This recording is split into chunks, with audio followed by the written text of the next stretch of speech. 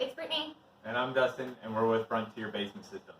All right, so we were really excited because we are getting some rain. We have seen some drought conditions here in our area in the last, couple months.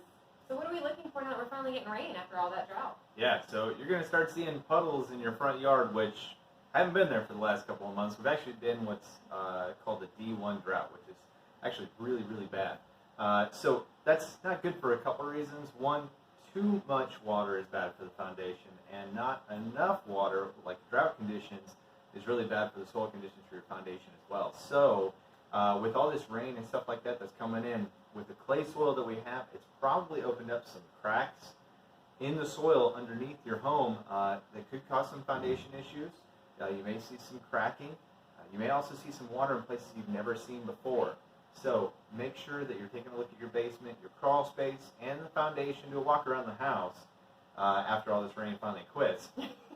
And make sure that there's no cracks or anything. So if you have any of that stuff, we'd be happy to help you.